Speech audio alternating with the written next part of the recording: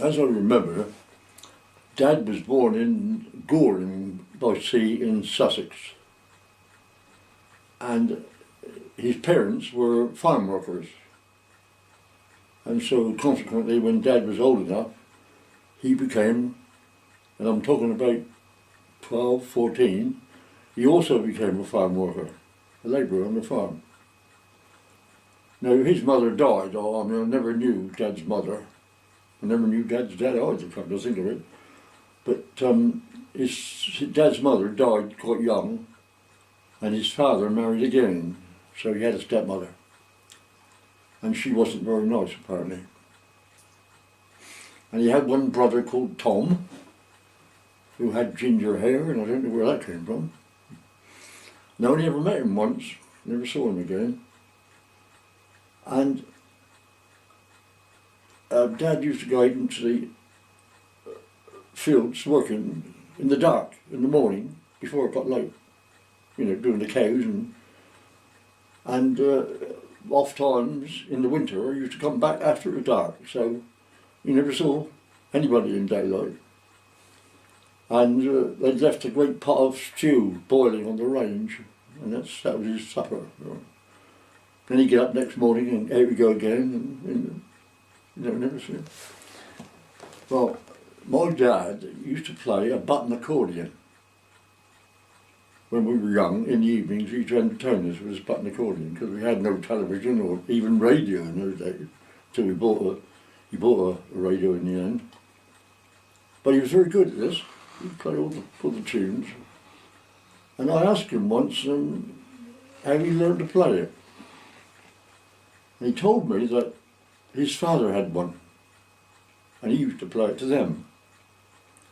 And one day, Dad was so curious, he pinched this thing and took it out into the field, and he kept at it until he could play it. And then he took it apart to see how it worked. And of course, he never got it back together again. And I think he got into trouble for that. So he was so unhappy, apparently, but by the age of 16, because he was then 14, he was then 16, just as the war started, the Great War, and he left home and enlisted in the army. You could do it in those days. They didn't bother too much about age.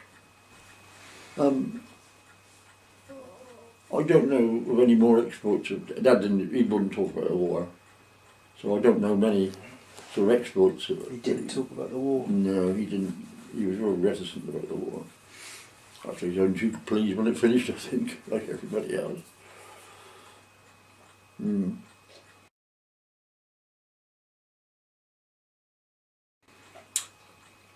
My mother was born in Portsmouth, in a little 2 up and 2 down cottage in King's Road, Portsmouth, and her name was Esther James. And she had 2 sisters. Edie was older and May was younger. And her biological father, was killed in Portsmouth Dockyard in an accident when she was quite young. And her mother married again, a fellow named Cripps, so we always knew her as Nanny Cripps. But my mother's name was James. And she, when she was 14, she went into service. A lot of them did those in those days. They went as maids in people's houses, didn't they? They called it in service.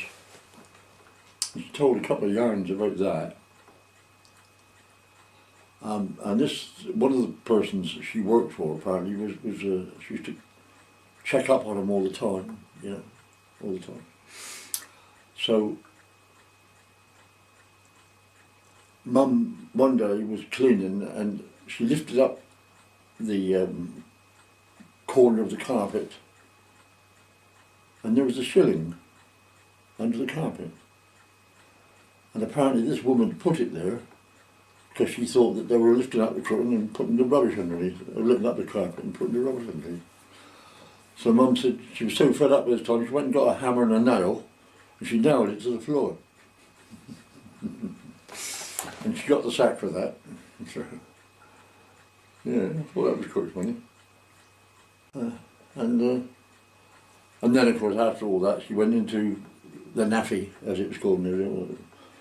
It's the Navy, Army and Air Force. It was a catering thing anyhow. And that's where she worked in the canteen over at the same camp that Dad was in. And she became a supervisor in the canteen.